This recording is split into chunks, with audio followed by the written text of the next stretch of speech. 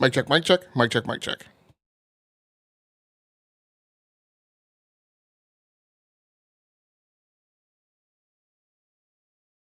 Hey, what's up, everybody? This is Game Logic from the Rounding Off Infinity Gaming channel on YouTube, one of the co-hosts of the Enough to Keep Going Weekly Games podcast on the E2KG Network podcasting channel on YouTube, as well as the Basement Radio Arcade podcast over on the BRAP channel, also on YouTube. Back with another episode of Talking About Games. Talking About Games is my solo cast where I take the opportunity to deep dive into the technical, financial, and historical details of stories going on around in the current news cycle. So this is episode number 8. It's a long one, a lot of stuff to go over this morning. I'll probably have some discombobulation associated with trying to move things around on the screen and keep things in sync on the teleprompter, but without much further ado, let's get to it. So the first story over on massively overpowered. So it's an MMO site that I keep up with. Q4 2023, NetEase's revenues soar as the company invests in the Western gaming industry. So I'll start off just quoting the top of the article. I'm not sure whether it's dawned on Morpig fans yet, but NetEase is doing a lot more than jousting with Blizzard and milking Diablo Immortal over here. It's been absolutely pouring rivers of money into game developers, especially Western game developers, and it's one of the few such companies increasing its investments instead of panicking and closing ranks. Greg Street's Ghost, Bullet Farm, Rich Vogel's T-0, and Jack Emmert's Warhammer MMO are all backed by NetEase money, to say nothing of Ben Broke's Marvel Snap, which apparently was one of multiple sparks that busted up the NetEase Blizzard partnership way back when. I think that was January of last year.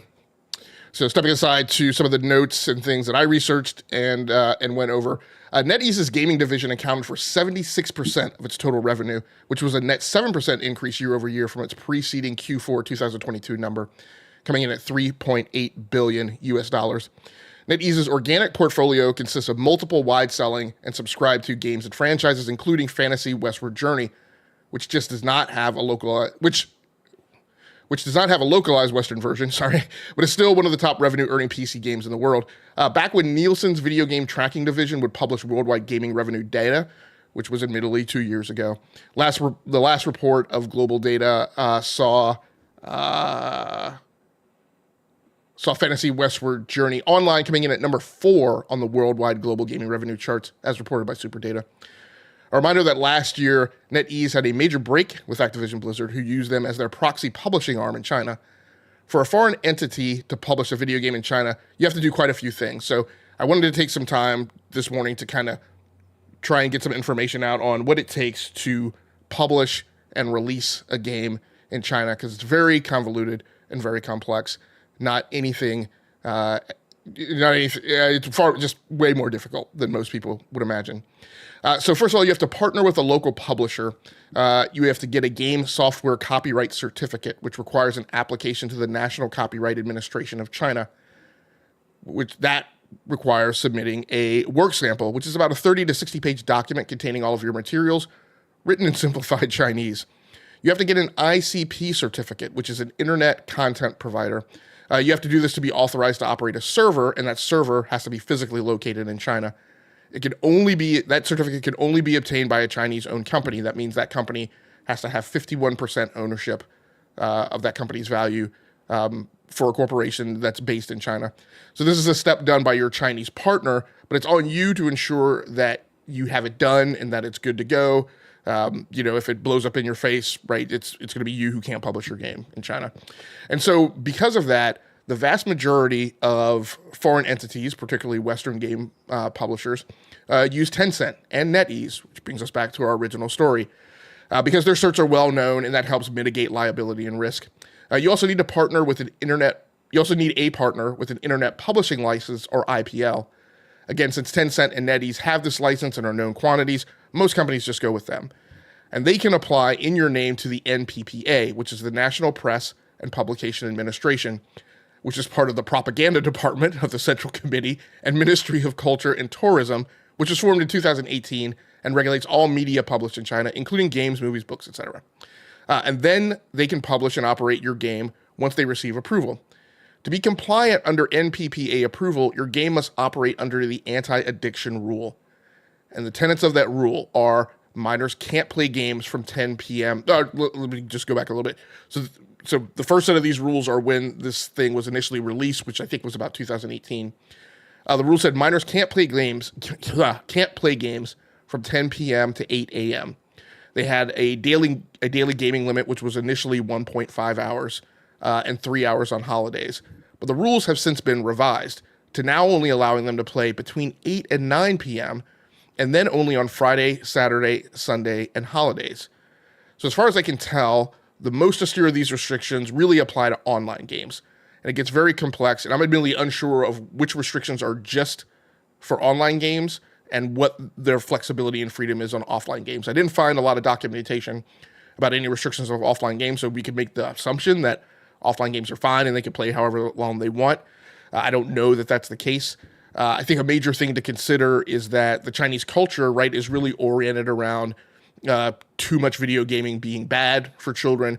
And the big thing is the fear of exposing them to Western influences.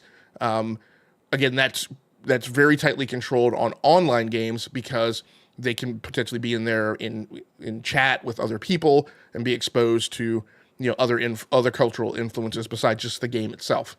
And at that point, let me also remind people, so the game, in addition to these compliance rules, the game also gets reviewed for content. And so the version of the game that's deployed in China is typically not the same content version that's deployed in games in other territories. Users in China have to have their IDs verified, and companies such as Tencent have gone so far at points to institute facial recognition in order to verify the person's identification at login. But the user at a minimum has to supply their real name and a valid ID, and without that, users can't even access demos or browse in-game content. Your game has to have implementations for time tracking and automatic logout, and they have to be enabled. In China, gamers are sorted into 3 groups. The groups are 7 and under, ages 8 to 16, ages 16 to 18, and ages 18 and over. And before your game receives final approval, the NPPA is looking for documentation and verification that your implementation follows those rules. One big gotcha aside here, lots of people are kind of running around saying, put your games everywhere. There are tons of PC gamers in China. I've seen those reports typically indicate an incorrect number. The total number of really paying customers in China is about 329 million. And so in a lot of cases, they're kind of following this misdirection by Xbox and its attempt to kind of posture itself strategically for things that it's doing and messaging that the entire industry has to do this. This includes a lot of media influencers who, in my opinion, are kind of in the pocket of Xbox, and a lot of large influencers with large followings who, in my opinion, offer free repping for the Xbox brand in return for access to insider information. It should be clear to anyone who knows anything about software development that implementing a separate version of the code base that has these types of implementations required, with their associated complexity and their big legal impacts for non-compliance, with those rules being in place, would inherently require more LOE, or level of effort, more dev time, and then be concurrently more expensive to maintain, patch, etc. once deployed. And even if Tencent or NetEase offers plugins and SDK, bolt-on frameworks and API where you can hit the endpoints and they kind of take care of a lot of this stuff for you, they're still going to charge you for it. They're not going to give that to you for free. It's going to come out of your top end or be an upfront requirement. And that's a hit on your potential revenue gain over just selling your game on your own platform. So again, kind of before we run off to the races and assume that there's tons of gamers in China and this is all upside, right? Again, there are costs associated with it. Those costs are not zero. You can have an argument that it's not that hard, or there's a ton of automation, or you can believe whatever you choose to believe. Again, for people who don't put their hands on keyboard and write code. But at the end of the day, like I said, there's not really an argument that it's a zero cost and a zero impact, and that has to be taken into consideration. Let's go ahead and move on to the next story. For people who haven't been around for this show, the format does require me to periodically take breaks, drink some coffee, kind of keep my throat from getting overly dry. So I'm going to take one of those breaks here as we step aside to the next topic, which is going to be concerned about a squad-based shooter that is coming over to Steam Deck. Give me just a second.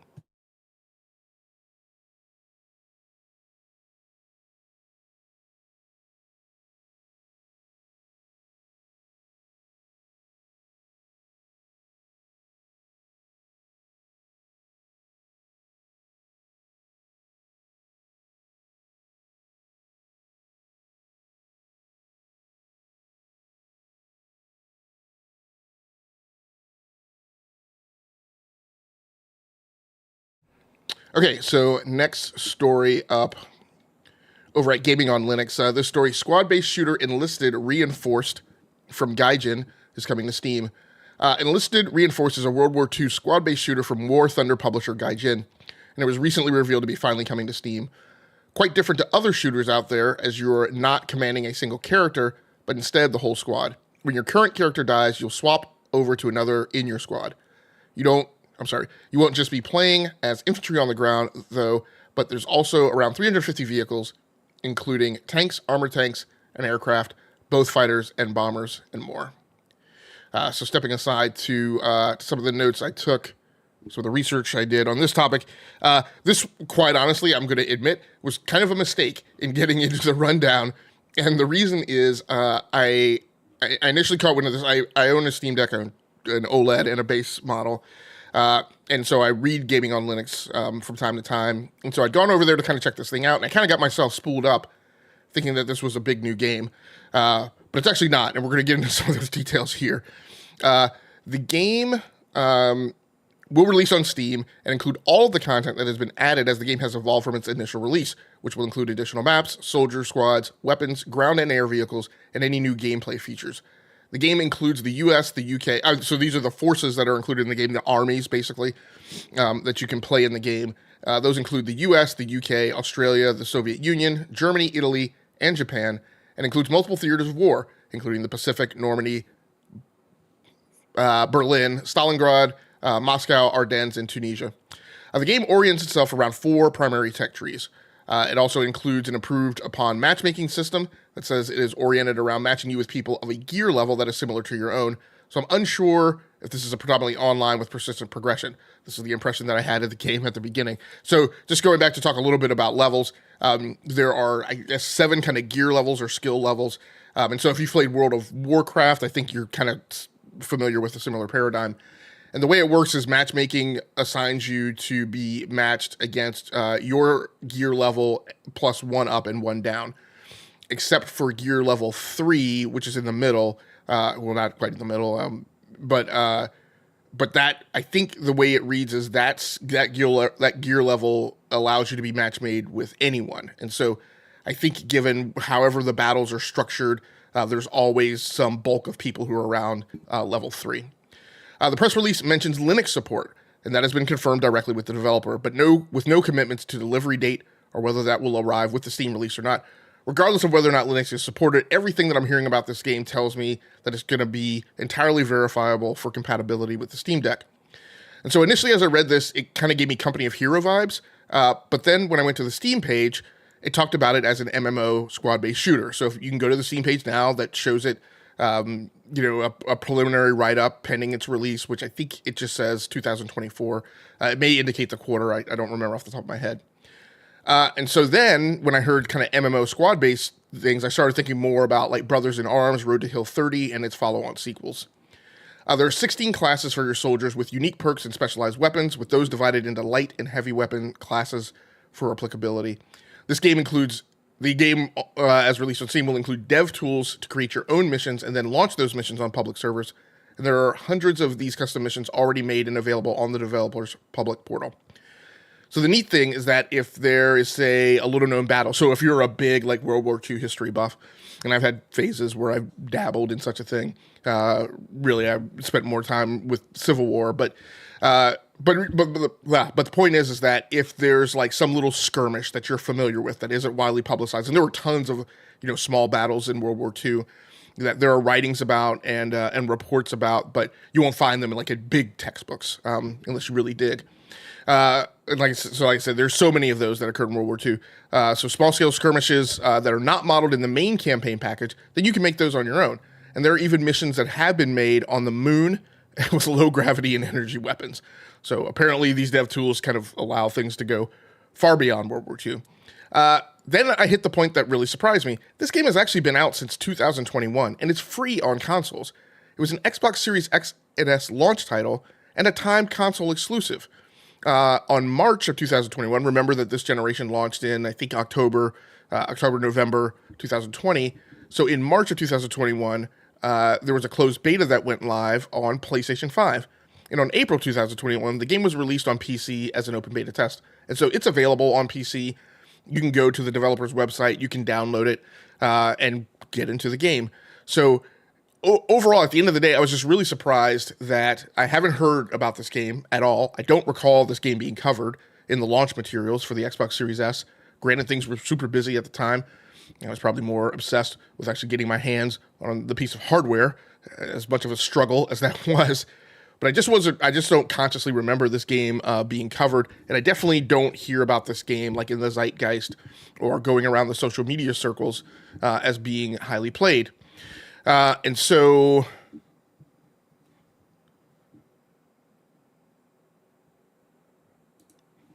I then pulled the numbers, and I use a site called I think it's called Active Player IO, which may not be super accurate, but it's something. But the numbers that I looked at, the total number of online players in the last hour at that point were about 1,000. The total number of active players for the last 30 days was just under 530K. Over that 30-day time period, it had lost just south of 9,000 players. On Twitch, the game had been watched for 92.5 thousand hours. I don't have a good frame of reference for whether or not that's good or bad or low or high. And the peak viewership of the game over the last 30 days was about 1,100 people on Steam. But the main thing that hit me was about 1,000 players peak in its for its daily active user count. So that doesn't really seem very high to me. And so looking at the numbers overall, I don't really get it. I don't really get why this game is coming to Steam. I don't really get where is the buzz around this game being played. I'm gonna go check it out. Definitely on PC because I just don't play shooters on console. But everything that I read about the game sounds super interesting, and the bit of the gameplay that I watched over on the Steam page seemed like something I would be interested in as well. I'm not really certain how the hot swapping works, and that would be a concern of mine. From what I read, like on the forums page, apparently say if you have a vehicle that's associated with your squad, and your squad, all of them are fully. It's very GI Joe-ish. All of them are fully capable, like soldiers, and so if the vehicle associated with your squad gets destroyed, all of them can get out of it and immediately engage as infantry soldiers. But I'm not entirely clear. But they mentioned like you can have a vehicle attached to your squad, but then there will be like one soldier in it. So it sounds to me like, if you have an aircraft, then one of your people is flying the aircraft. And I'm like, okay, well, if you're not controlling that AI, then what is that aircraft doing to help support your squad? Like, is that AI good? So it'll be interesting to go check out. But at the end of the day, I don't really understand the business case. And so, potentially there's the notion that War Thunder is really funding this and all other Gaijin games. And so maybe that's helpful. I'm not really sure. But the thing that this reminds me of, and I'm going to cover it a little bit later in the solo cast, is this speaks to me about the oversaturation of the industry and how there are all these games that people don't really have time to play. There are tons of employees, of game developers that are employed making a lot of these games that people aren't going to play. I'm going to cover some of the Steam numbers later to kind of illustrate and give you the picture of kind of what's going on in the industry, and how I have a different opinion than the ones that are kind of being bandied about by the media, some other notable personalities in the gaming community, and then big influencers. I personally think there's a lot of kind of financial and technical dynamics here that are not understood in this whole swirl of narratives about exclusives are bad. Everybody's got to put their games on every screen and put them on other people's platforms, but we'll go over that a little bit later. Next story we are going to go over is over on GameSpot. Baldur's Gate 3 leading the pack with 11 nominations for 2024 BAFTA Games Awards.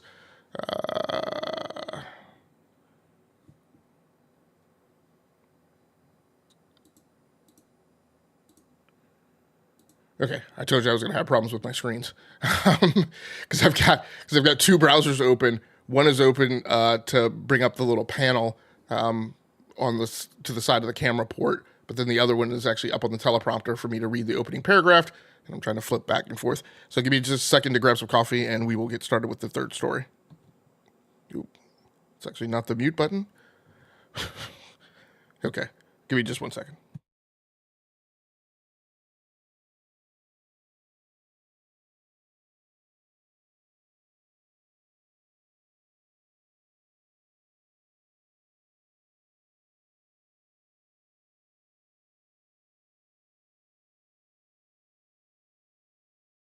Okay, let's go ahead and get into it. Like I said, Baldur's Gate 3 leads the pack with 11 nominations for the 2024 BAFTA Games Awards. I'll quote the top of the article. Just because it's March doesn't mean award season is over just yet. The British Academy of Film and Television Arts, aka BAFTA, has just announced the nominees for the 2024 Games Awards. Baldur's Gate 3 is leading the pack this year with 11 nominations in various categories, such as Artistic Achievement, Multiplayer, Best Game, and more. Right behind Baldur's Gate 3 is Marvel Spider-Man with 10 nominations in categories such as Best Game, Audio Achievement, Animation, and many more. Let's get down to the additional notes that I took on this one and information I wanted to get out.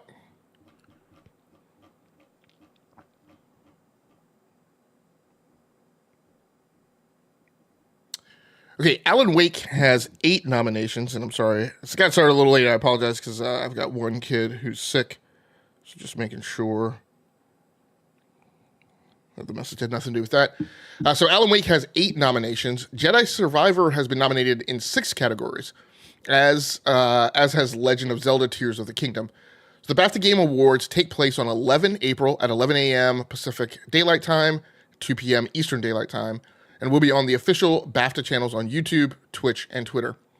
The BAFTA Awards consist of 18 categories. I think I've read like different numbers on different sites, and then when I did a count, I can't even remember off the top of my head right now if the count of categories that I came up with agreed with the write-ups that I'd seen. So that's just ballpark number, but count it yourself just to make sure. The BAFTA Game Awards have been around since 2004. Formerly, they were the BAFTA Interactive Entertainment Awards. Best games in the last few years, and I wanted to kind of bring these up just to give you a feel and a flavor for, I constantly preach about how people get very upset and angry, predominantly fans of a particular platform, about the Game Awards, the Jeff Keighley Awards. And I constantly, and in fact, last year we often had many comments on social media that said, oh boy, what if there was a set of awards that did this, or was voted on by that, or included these members on the voting panel? I'm like, every scenario you guys are coming up with, there is a game award for that. I've preached many times in the last several years that there's DICE, that there are the BAFTAs, that there are the GDC awards, that there's TGS. There are lots of award shows. It's not just the TGAs. I know the TGAs are the most publicized, but that is for a reason. The only reason for the TGAs, yes, and I mean, I'm glad that it's a knock-on effect. I shouldn't say the only reason.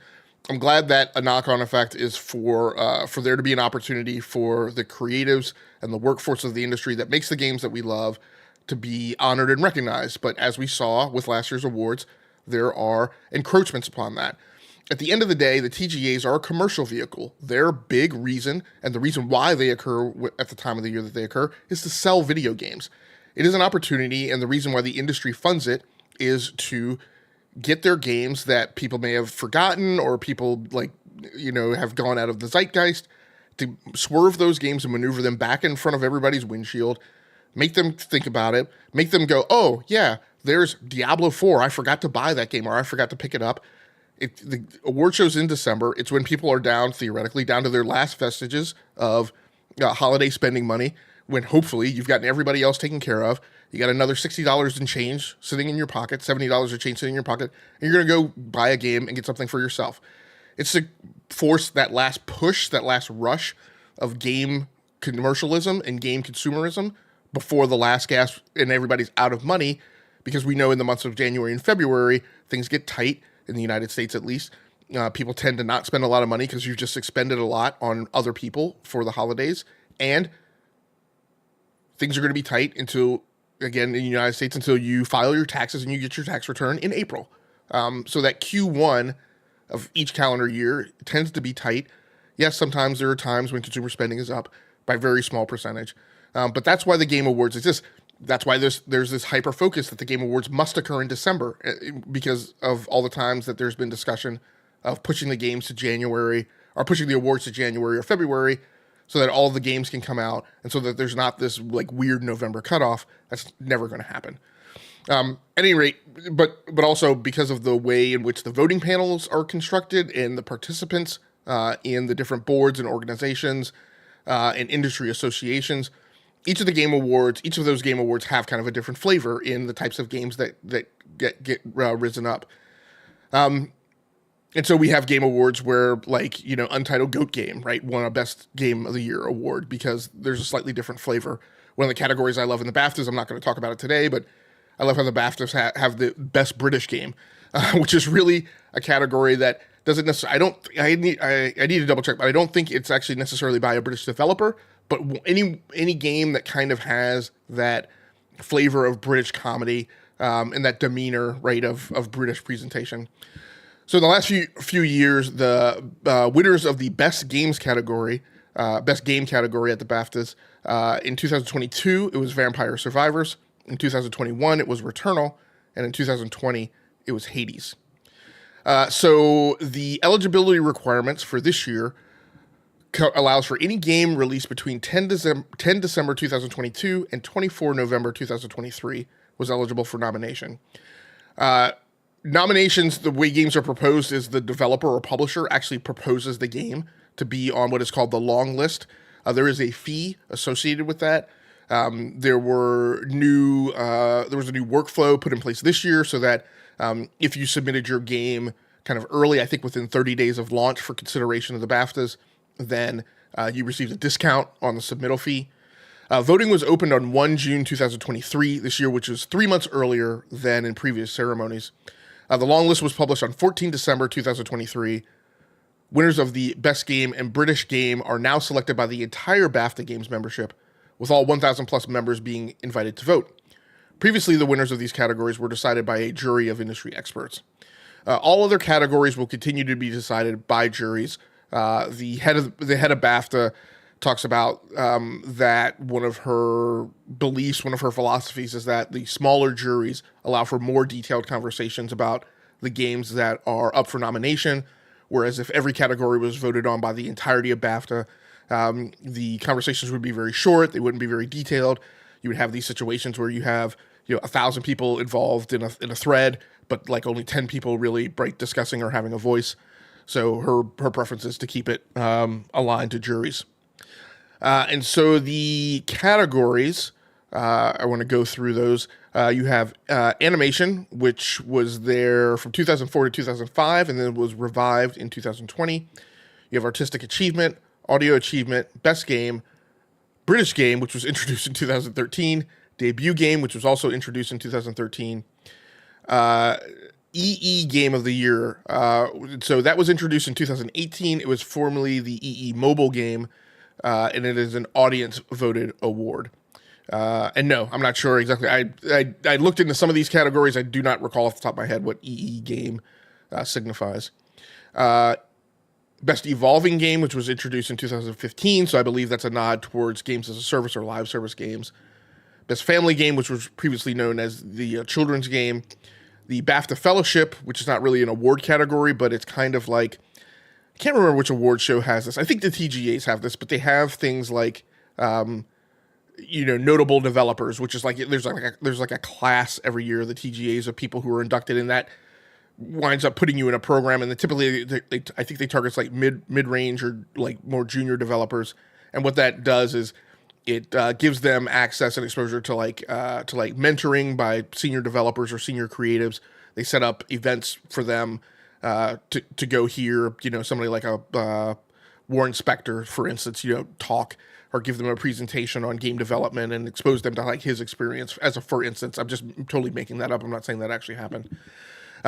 It also presents some topics that give them insight, because one of the things I've talked about is we often have these occurrences in social media where people will say, well, my friend is a developer, and I'm talking about the people who realistically, right, their friend is a developer, or a former college classmate is a developer. I'm not talking about the people who claim that their uncle works at Nintendo, right? But I have a college buddy. He or she works in game development. they said blah. And one of the things I emphasize is like, look, if your friend or your buddy is like 5 years in, they're not being exposed to conversations that concern P&L, that concern strategic decisions, that concern, hey, these are the things that are going well, these are things that are going bad in the corporation.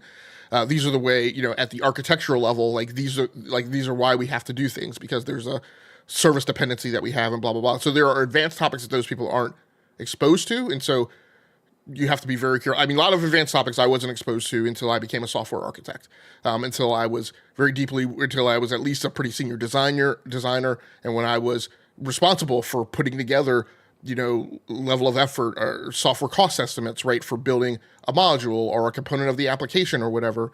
And so, and then, then I would get exposed to, well, this is why we have to do things. When, like I said, one of the great, lessons learned for me was we had a company we didn't particularly get along with, and there were some points of contention, and they beat us out for an award for work, and then they turned right around and came to us and said, hey, well, we need your guys' hardware. And my response to that was, why would we give those guys hardware when we just went tooth and nail with them, right, fighting over this contract? And the answer from senior engineers and from senior people in the business was, well, because it's still money, right? It's not all the money, but it's still some. And you don't make business strategic decisions based on pettiness. You make them on things that make the business go. So, like I said, people don't often always get exposed to that until they're fairly senior. I digress. Back to the BAFTAs. Game Beyond Entertainment, which was introduced in 2017. This is a category that I think I am going to talk about in the rundown. It's kind of super interesting, and it's a category that awards games for games that go beyond just telling you a story or have deep mechanics. They're games that have a message. They're games that cause you to introspect. They're games that cause you to really think and stretch. Games that are really kind of evolutionary in the storytelling presentation of the video game industry and the state of the art. So I think that's super interesting. An award category for game design, which was introduced in 2012. Intellectual property, previously originality and original property. So it's basically an award for, most interesting, character or premise or world. If Game of Thrones had been a video game, right, this would have been, if Game of Thrones had been a video game in its inception, not a video game made by a story, but made from a novel, but just say, Game of Thrones and that whole world building, like that is the type of game that would be eligible for intellectual property. Category for multiplayer game, music, narrative, which was previously screenplay or story, performer in a leading role, performer in a supporting role, special award, which is presented sporadically. So basically it's just anything that the committee decides to make up that they feel warrants, some nod. An award for technical achievement, which was renamed from Game Innovation in 2020. A Young Game Designers Award. They pick typically 5 per year. And so those are all the awards. Okay, so I want to talk about just a few of the nominees for some of the categories. I don't want to cover all of them. And so in the category, and I randomly picked these, so it's not like these are the most significant or ones that particularly interested me. I just wanted to kind of do a survey of spot checking and kind of cherry picking of some of the award categories. So in the category of artistic achievement, the nominees are Alan Wake 2, Baldur's Gate 3, Cocoon, Diablo 4, Final Fantasy 16, and Hi-Fi Rush.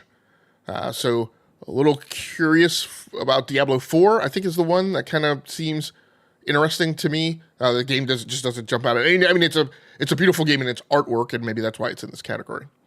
The Game Beyond Entertainment category that I mentioned, Chants of Sinar, Goodbye Volcano High, Tchia, Terea, Thirsty Suitors, and Vemba. Quite honestly, the only 2 games that I'm familiar with in that category are Tchia and Thirsty Suitors. But that gives me enough of a sense of kind of what's going into the category. I know Thirsty Suitors tells a pretty deep story that, again, kind of really makes you think in terms of like managing all of your various relationships in the game, and how really at the end of the day, the game is really about a lot of people that it's very uncertain whether or not any of them are good people, but it's just about the way humans interact.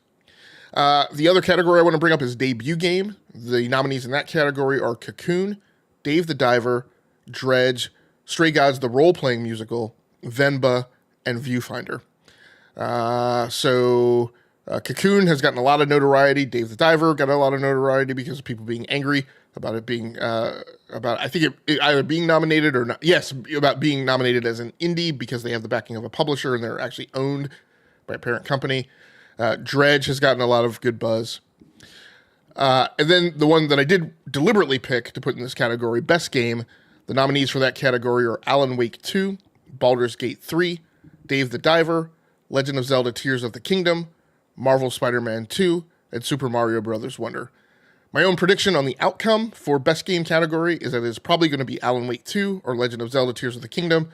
I just think that those are categories that sync a little bit more with the cultural backing and makeup of the BAFTAs. I don't think it's going to be Marvel Spider-Man 2. It could be Baldur's Gate 3, maybe. But as I read the awardees of previous years, the awardees tend not to be the same ones that you see at TGA and DICE. And so we will see how that goes. The next thing that I want to cover is I want to talk a little bit about some of my deeper and more intricate theories about kind of what's going on in the gaming industry. And in my opinion, quite frankly, just a large matter of kind of how the media and big influencers are getting it wrong. I'm going to take a coffee break and then we will get started with that because it's a pretty deep dive and a pretty intricate read.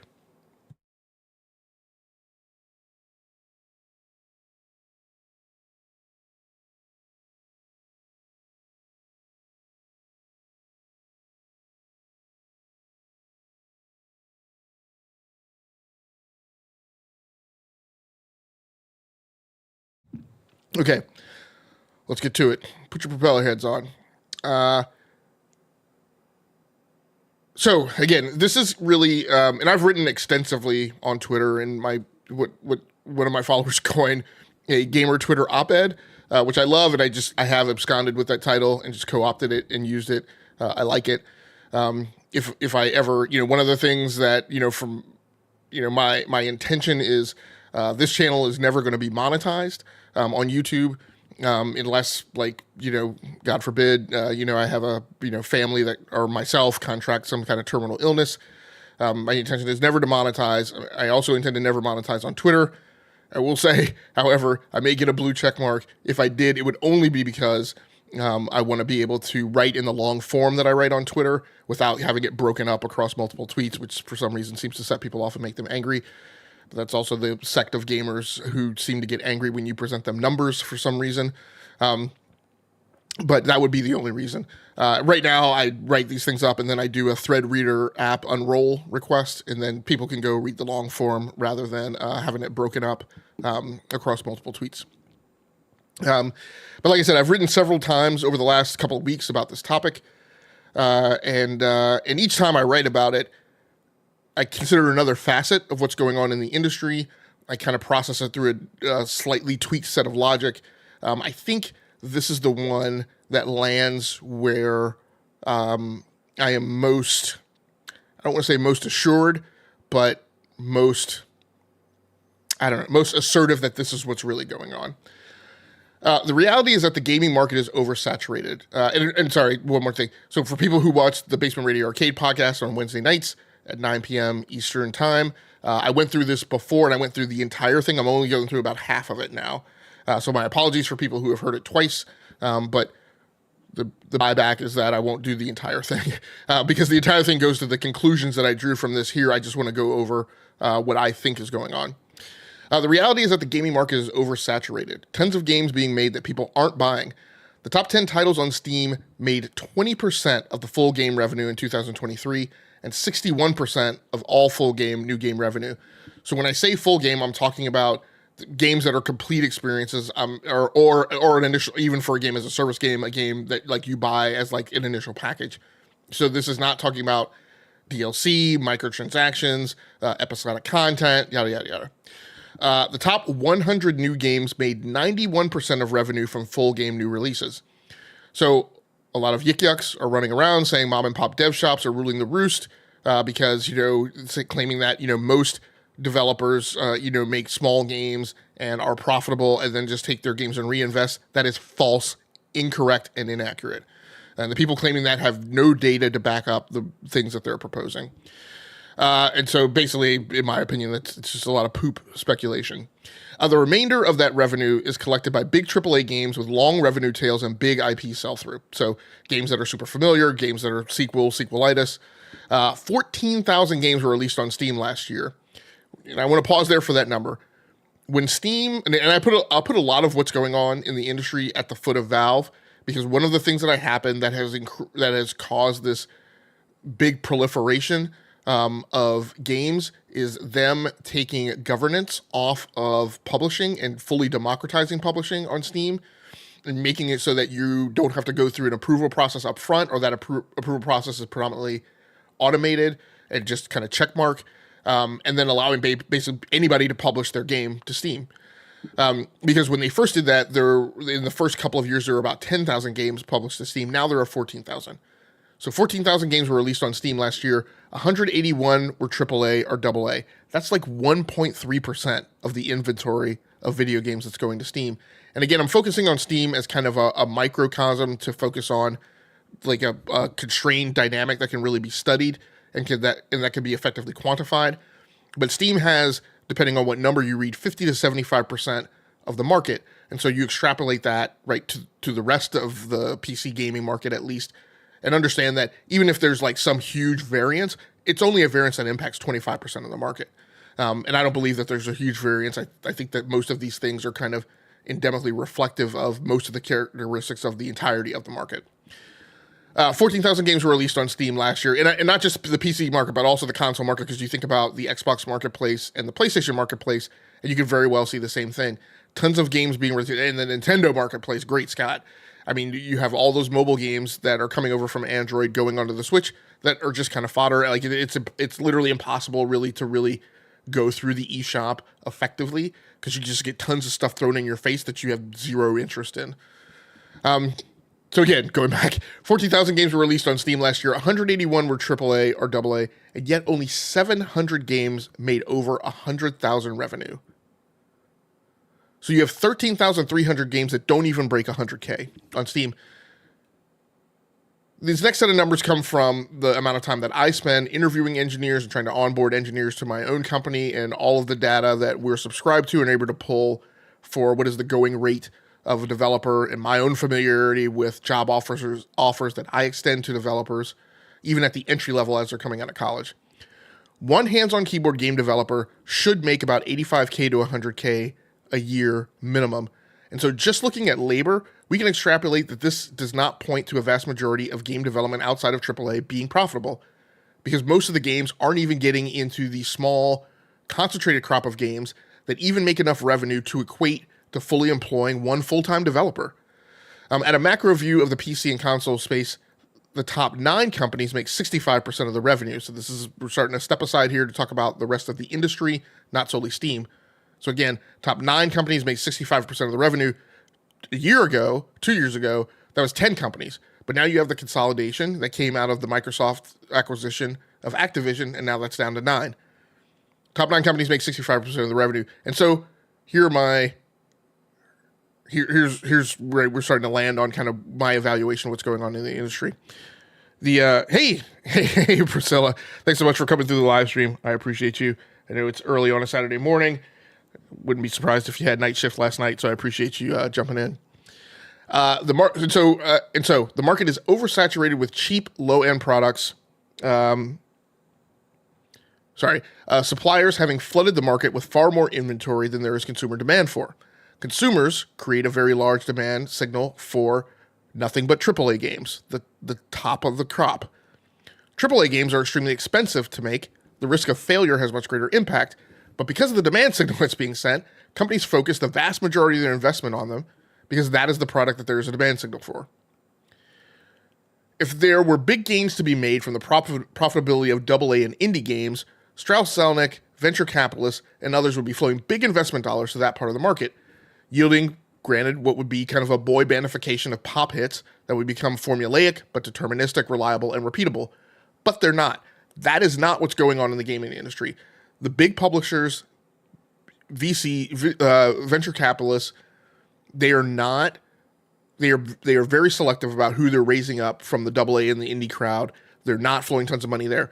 If Strauss-Zelnick felt that he could pad his portfolio with 50% AA games and indies, and that would be vastly more profitable, and he felt that that's what his shareholders would want, that's what he would do. That's what EA would do.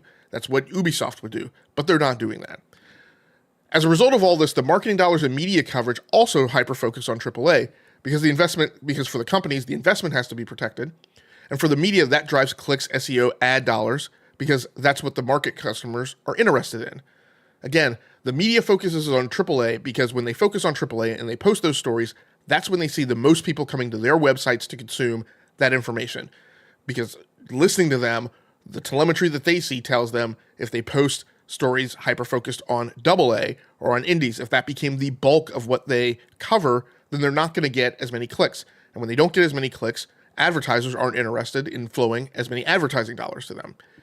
Otherwise, what we would have is we would have a ton of websites that hyper-focused on AA and indie, and we don't. There's a very small number that make that the bulk of the coverage that they provide. One other thing to take note of, notice that during the month-long chorus of AAA bad, exclusives bad, as far as I know, not one major interview or panel with a bunch of AA and indie studio heads testifying to the profitability of their market segment, concurring with the vilification of AAA and exclusives, has been had. So I listened to a ton of podcasts. I listened to a ton of mainstream podcasts from the big media outlets. None of them have provided this type of coverage. Until Gene Park had the interview with the creative director of Final Fantasy Rebirth, and then we had the testimony that had his team been required to go multi-platform, the game would have come out worse. AA and Indie really accomplishes one main goal. It allows the greatest creative freedom for that development team. But it also offers the smallest piggy bank for rainy days, the least resilience, and the least opportunity for a big backer to share that risk. And so for the company, the optics are different. People asserting otherwise are doing so with zero data and zero concurring testimony from field creatives. Therefore, although AA and Indie rep the bulk of the market supply, it is the segment which consumers are the least informed about. It receives the least amount of marketing and media coverage. And those things are not ubiquitously compensated for by word of mouth and front page placement on digital marketplaces, and therefore generate the least demand. So one of the things that I typically have done in past years, although I'm not doing it anymore because quite frankly people don't pay attention to it. It doesn't do any good, which corroborates all the things I've said before. One of the things I've done in the last couple of years is I've gone through Metacritic. I have grabbed all of the indie games that scored an 80 or above, and I've put that in a list. And when I see people complaining about there's too many AAA games, the market, the industry is entirely focused on that, we need more AA games, more indies, I take this list and I put this in front of them, and I say honestly, how many of these games have you played? No one responds, or they just haven't played them, because we have this thing that swirls around that says, oh, we really want AA games and indie games, but that's not what people are actually doing. So it's a big pot of hypocrisy. So one of the things I kind of wanted to also mention is that I've found confusing over the last month is, why are we expending so much energy trying to define the future of games? This whole swirl has been about a lot of speculation of where the gaming industry is going. And my own prediction that I've talked about on various podcasts is that the industry is going to start skating in this direction really in about 12 years. And that's driven by my prediction of kind of generationally where this bell curve, like the thick part of the bell curve of these types of gamers who are supposedly going to play different, when they achieve an age where they really start having disposable income. Because as I mentioned last night on the rant on Brap's channel, when you come out of college, you don't have disposable income. Like, you're trying to make ends meet. You're trying to make those initial purchases. You're often saddled with a car loan as well as student loans. And so you're not going out spending a bunch of money on entertainment, luxury products, unless you're also running up a big debt tally, which again, you're going to have to contend with. So at the end of the day, you really hit this point in this age where you really start seeing money coming in that you're really able to make choices about discretionary spending, not just meeting your mandatory spending. And that generation is going to start hitting that age in about 12 years. And so between now and then, we have the games that quite frankly are in front of us right now. We have a lot of discussion about how 2023 was the best year in gaming and all of the games that were available. I just talked about the 14,000 games that come out on Steam. We're spending an awful lot of energy speculating about a future that is a long way off. Some of us, quite frankly, aren't even going to be around for, because as I mentioned a few weeks ago in a tweet, the vast majority of console warring on social media is perpetuated by males age 40 and over, and a number of them that are age 50 and over, who I would think would have better things to do. And so, like I said, a ton of energy, a ton of consternation, a ton of conflict, a ton of people making things very personal, all about a future of games that is not here, may never get here during the time that people are really gamers. And so what I don't understand is, A, how people don't have games to play. What I don't understand is, obviously, the further out you push a thing that you're trying to predict, the less certain it becomes. And so all of these things that we're talking about, this new way of gaming, it's not going to be next year. I don't even think it's going to be at the start of the next generation. And so why the energy expended on trying to figure out, why the vitriol, why, like I said, the intensity of conflict, like, I don't get it. I think we all have enough to play working through our backlogs of even just last year. And we have games that are already piling up in 2024. Like, we already have Power World. We already have Helldivers 2. Those are two games that I haven't touched. I bought Prince of Persia: The Lost Crown. I bought Grand Blue Fantasy, I think, was it Relink? Whichever one came out this year. I'm already starting to build up a backlog, and I've already personally just made the decision that this is a me year. So I'm going to hyper-focus on the games that really motivate me. So I'm going to be playing a ton of Call of Duty and a ton of Microsoft Flight Simulator. And I know that by the end of the year, I'm going to have that typical backlog in November where I'm going to have to go out and buy a bunch of games and get caught up. So my point is that we're spending a ton of energy trying to figure out whether or not Xbox is ever going to make another console, trying to figure out whether or not PlayStation is going day and date. And my point is, in the interim, Xbox is making a console, and they are making a console for next generation. We should be focused on playing those games that are available on that hardware, rather than imagining where Xbox is going to push their content or playing on mobile devices extended over the cloud, which you can do right now. So I really don't get it. One of the other topics I wanted to go over, going back to this topic, this thing about non-functional versus functional, this topic of whether or not exclusives are bad and whether or not, the dynamics that come up when a development team has to target more than one piece of hardware. So Priscilla mentions in chat, that is sad. Haha, a bunch of older males on Twitter talking about console wars. It is. It is very much sad. It's why, despite the fact that I've been covering games for, 23 years now, it wasn't until 2 years ago that I basically ever spoke to anyone on social media or any part of kind of this YouTube circle about video games, because they've all been obsessed and focused on the console war, and I never understood what the point of it was. And the vast majority of it was all coming from a very uninformed user base. So at any rate, going back to the topic of what happens when a game has to deploy on different sets of hardware. And I've been trying to kind of couch this topic in different paradigms to try and kind of illuminate to people, right, why these differences exist.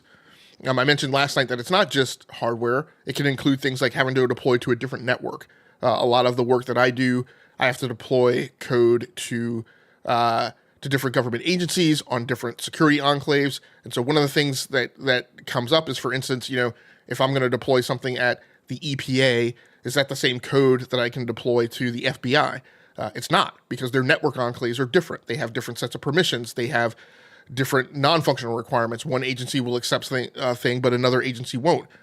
Then within the agencies, you have different networks. Sometimes you have government agencies that interoperate and collaborate with international organizations. And so, one of the things we talked about last year was the FTC and the U.S. code that allows them to collaborate with foreign regulatory agencies.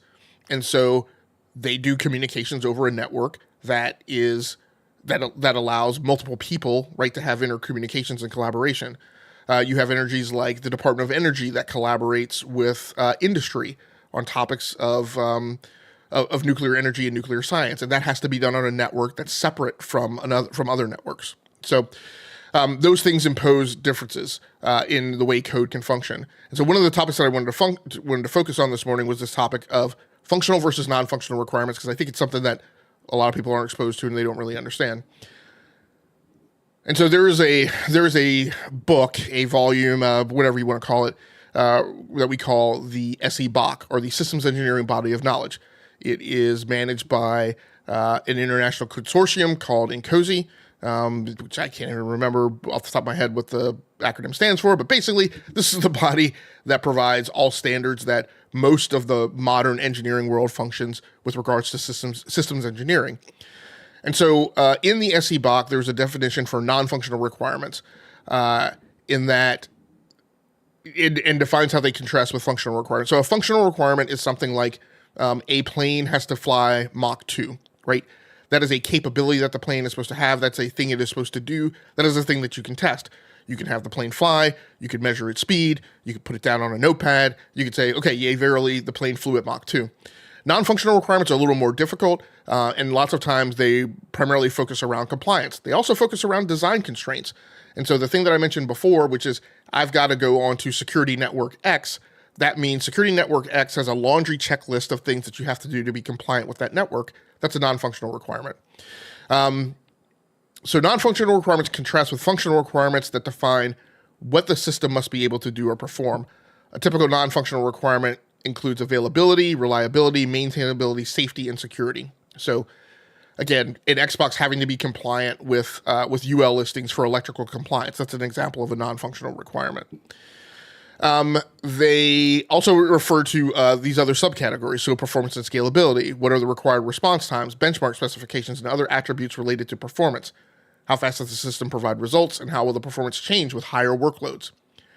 Operating constraints. Operating constraints may include any required software requirements, system requirements, and runtime constraints that need to be considered in product development.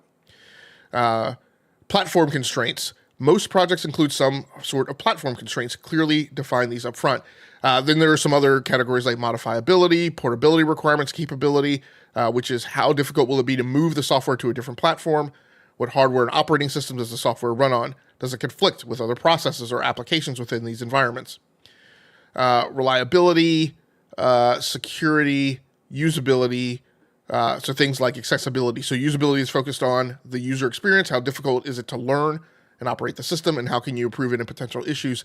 You will get things like this, like, gosh, I can't remember the code off the top of my head. I think it's 803 compliance, but these are things that basically say you can't deliver software that somebody who has an eyesight disability can't read. And if you're required to deliver that thing, then you have to have voice or some other component that allows them to surmount that impediment. Then there are legal requirements. And I've been exposed to a lot of these when I worked in, say, the electrical distribution field, where it's a highly regulated field. And there are big financial penalties when you, say, deliver power that isn't at 120 volts.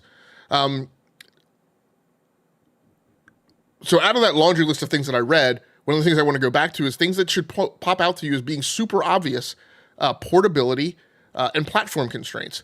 And so if somebody comes to you and says, Final Fantasy Rebirth development team, you have to deploy this code to Xbox and to PlayStation. In order to deploy it to Xbox, you get a laundry list of things that the code has to do in order to function on Xbox. You then get a laundry list of things that the code has to do in order to function on PlayStation. Let's just use round numbers like 100. So I get 100 decomposed, derived Xbox requirements and 100 PlayStation requirements. Now, yes, verily, maybe there will be 30 of those that are the same. But that leaves you with 70 that aren't. And so there's a level of effort for a developer, a systems engineer, a tester that's involved with covering down on those other 70 derived subordinate requirements. And then there's another, right, in the same LOE, right, or similar LOE is required to do the other 70. And at the end of the day now, you now have 140 things that you have to be compliant with, that you have to code to, that you have to test, that you have to conduct integration on. And my whole point in this conversation has been that's more level of effort than is required if it was just Xbox or just PlayStation. That also is going to wind up probably requiring more time. Non-functional requirements determined, so this is from a study I've done similar studies and written research papers on this like myself, but I wanted to lean on one that I was able to find. So this is from a study called A Shortcut to Estimating Non-Functional Requirements, Architecture-Driven Estimation as the Key to Good Cost Predictions. And the top-level statement in the abstract of this thesis is that non-functional requirements determine a significant amount of the cost and effort that are needed to realize or maintain a software engineering solution. Yet the effect of non-functional requirements on cost and effort estimates is largely underexposed in software engineering research. And so my whole point of this is that by nature and the virtue of having to deploy the code on things that are dissimilar, there is an increased cost and there's an increased level of effort. At the end of the day, there's more code. The total amount of code, the total amount of level of effort, function points, slock, whatever you want to call it, means that there's a greater chance for defects, bugs that have to be remediated. All of that drives cost. And so requirements engineers, right, and other engineers do all this work to look at, to cross-reference the requirements and determine what is the total amount of work that needs to be done, what is the delta between deploying to one platform or the other. There's a collapsing of requirements. But at the end of the day, again, as I keep mentioning, it's not zero. So the other thing that goes on, and we talk about again, how that drives cost in the industry. And what a lot of people don't understand is, okay, so there are these 70 requirements that had to be covered for deploying to Xbox. There's 70 requirements that had to be covered by deploying to PlayStation. And so at the end of the day, that team does all of that work. How does that cost wind up being delivered to the customer? How does it wind up affecting everyone? Because we keep going back to this, if they just did this, it would be better for everyone. And my point is, no, it wouldn't. Because the total cost associated with that development project is going to wind up yielding a price tag that gets charged to everyone.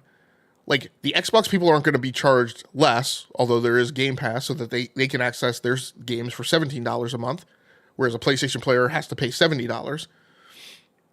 But at the end of the day, that whole cost gets aggregated and drives the price setting that is done at the portfolio level, right? And that at the end of the day winds up with the whole industry aligning to it. Because as we saw from the price increase to $70 games, once one company jumps in the pool, everybody starts jumping in the pool. Why am I going to let that guy charge $70 for his game and I'm not going to charge $70 for mine?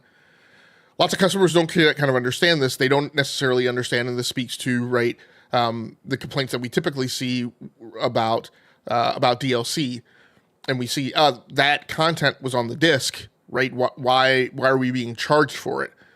And what a lot of people don't understand in being charged for software products is that you have to pay for it, right? I mean, the reason you don't get it is because you didn't pay for it. And so, right, wrong, or indifferent, however you think about pricing, the point is that a project costs a certain amount of money and the vendor charges a price for that work that was being done. Lots of times, back to like the electrical industry, when we would make software, and then we would kind of separate it out in pricing based on features, plugins, additional packages we get. I would constantly be asked the question, why can't I have that feature or that function or that plugin when you guys have already developed it? And the simple answer for that is kind of because you didn't pay for it. Because I did, and I have to recoup that cost. I can't just develop it because one customer needed it, but then give it to everyone else for free. So I get it, and I understand. People feel like that's not fair, but I just want to point out that that's kind of the way the world actually works. So for me, the last thing that I typically like to wrap up with this is, what I've been playing. And as I mentioned a little bit earlier, I've decided that this is a me year. So I'm not going to spend a ton of time kind of chasing the zeitgeist and keeping up with all the new releases. That's not really what people rely on me for, the service that people actually expect me to fulfill. It's not really necessarily part of my mission. Although I do comment on games, I'm not a game reviewer. I've spent my time in that crucible. It was not fun. Over the last years, I've gone back and forth on this struggle, right? This feeling of obligation that, I'm supposed to be one of the people that's playing like all the new releases. And I've struggled, and I've constantly jockeyed, like, I've played some new games that maybe I enjoyed, but they weren't really in my wheelhouse. And then I felt guilty because I have flight control sticks and wheels and pedals and, other things, that I don't I don't get time to play, or I have games with high-end GPUs and high-speed monitors, but like that's not the game I'm playing. I'm playing some JRPG that isn't really reliant on high frame rates, and then I feel bad about the stuff that I've bought and paid for that I'm not using. So, so this year, this year I've decided I'm really going to start doing this on an annual basis and stop kind of going through like agonizing over it and hand wringing it every single month. And so this year, right, I'm really focused on kind of the algorithm that I use to determine what I'm going to play, which kind of pushes me to make sure that I use the hardware that I have and that I play the game genres that I'm really a huge fan of. I also feel really bad because I know that the vast majority of the gaming market of gamers align to genres. And that's why, quite frankly, a lot of gamers play bad games simply because they're in the genre that they prefer. But I often regret and lament that over most years I don't do that. But I'm definitely doing that this year. I'm planning to hopefully get a lot of time to expend with, PvP shooters, 4X games, and vehicle simulations. And so, the only thing I've really been playing the last couple of weeks is Call of Duty Modern Warfare 3, multiplayer PvP, and Microsoft Flight Simulator. I grabbed the Logitech Yoke flight control system and hooked that up at that station behind me with the black and white chair. So I've had lots of fun with that, flying a Beechcraft twin prop aircraft from on a flight plan from Birmingham, Alabama to Atlanta. So I'm going back and kind of, I'm not necessarily sitting for like 2 hours at a time doing those flights. I'm kind of, flying a little bit of them at 15 or 13 or 30 minutes a pop, just because sometimes I don't really have a full 2, 3, 4 hour meaty chunk to really sit down and get through that type of content. But in the meantime, I am playing tons of Call of Duty, so I'm having a lot of fun. I'm actually seeing a lot of maps. I love the map rotation right now. I'm even seeing a lot of maps coming back. On top of, I've been saying I love the map rotation for probably 2 weeks now, definitely since the start of Season 2. But they just did Season 2 Reloaded, and there's another small map. I think Das House, I think that's an older map that's been recycled in. There was another map that came out of Black Ops Cold War that I saw last night. I can't remember what it was. But the map rotation continues to get better and better because it's effectively, being what I've wanted, which is, just give me all the maps. Like you guys have done hundreds of maps. Just put them all in there. I paid for them. Baseball Radio Arcade pops by. Appreciate you. You just need to play AAA bangers. I will. They're in the backlog. I'll eventually get to them. But in the meantime, I'm going to play Call of Duty. Because, every once in a while I need to slap cheeks. And it's double XP weekend. I suspect I need to check. It might be a free trial weekend, too. I always like that because there's lots of seal clubbing that can be done. People popping into the game. But yeah, I had a good time playing Call of Duty last night. Had some really good matches. Slow-mo keeps telling me that the Sidewinder is like the worst gun in the game. But I had tons of fun with it last night, taking people off their feet. So I don't think it's as bad as he thinks it is. I asked Slow-mo a little bit about Enlisted and whether or not he'd played it. He was just like me. He was like, what the heck is this game? And where has it been and why do we not know about it? So I will check it out. It's coming to Steam. Hopefully it'll get some lift there. And I'm going to pull the thread on why nobody's talking about this game and why nobody knows about it. Priscilla says, it is a trial weekend. If it's a trial weekend, maybe I play. It's been a decade since my last COD. Yeah, I was the same way as you, Priscilla. I came back. I think I've told the story before. I came back with Modern Warfare after laying off. So Modern Warfare 2, things got really toxic. Really not happy with but Modern Warfare 2, things got really toxic. That's when they started, that's when I think they implemented really persistent stats and keeping track of your KD. And that kind of caused this rise of crap talking in a game. And I would hear more 12-year-olds, with their high-pitched voices online playing a game. In my opinion, their parents shouldn't have been allowing them to play, but bragging about their KD. I was like, I don't need this. So, so I fell off of COD from that point, and I did not come back until the Modern Warfare reboot in 2019, I think it was. So almost for a period of 8 to 10 years. And even when I came back to Modern Warfare, I fell into this. Well, and really I'd been in this mode the whole time. I had played COD. I'd played the single-player campaigns, but I always picked the game up 6 to 8 months after the fact, sometimes a year or two after the fact, paid really cheap price for it, But of course, one of the other things is those games came off of Steam and they were only available on Battle.net. So when they did that, I wasn't buying those because I wasn't like a Battle.net person back then, really until Destiny 2. But yeah, I came back with Modern Warfare. I hyper-focused on playing the single-player campaign. Didn't really get into the multiplayer until probably 6-7 months into its life cycle. But it was really funny because I was live streaming a lot then. I played multiplayer and I won a free-for-all match. and I'm not a great PvP player. But like I fell out of my seat and like literally since then I've been like, oh, I can actually play this. So I've been hardcore back on Call of Duty, played Modern Warfare, loved Black Ops Cold War because that's really my childhood, literally to a T. Of course, it was super fun playing Black Ops Cold War and watching Stranger Things at the time, which is also like my childhood. And then played Modern Warfare 2, and now I'm on Modern Warfare 3. Vanguard, I was not a super... Actually, Vanguard, I bought Vanguard, but I didn't spend, more than like 5 minutes playing it. And I played a little bit of the single-player campaign and a little bit of multiplayer PvP. I just, at the end of the day, just did not like that game.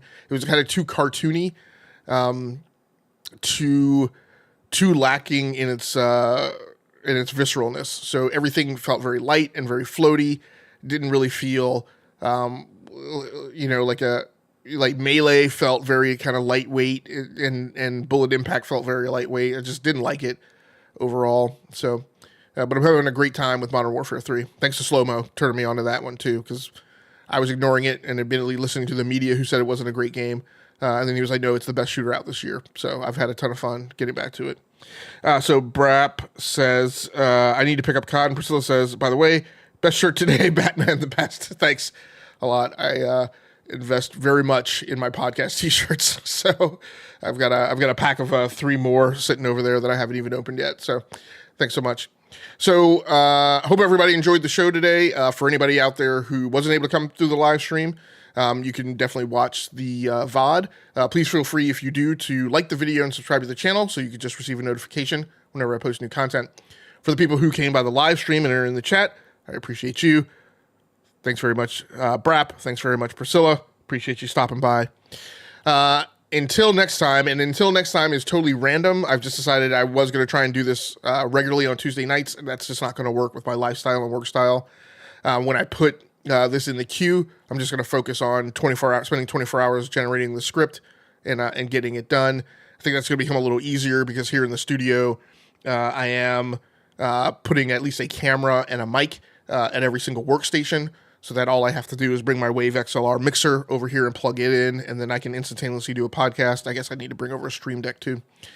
But yeah, I'm trying to configure the studio so it's a lot more ready to go for these types of things. And then, like I said, hyper focus on just an isolated time of 24 hours writing the script. So, but keep an eye on the social media channel on Twitter, Game Logic on Twitter. Keep an eye on the YouTube channel front page here at Rounding Off Infinity, and you will definitely see the lights go up 24 hours in advance, I hope, before I'm going to do the show, or see a notification you'll see a notification on Twitter.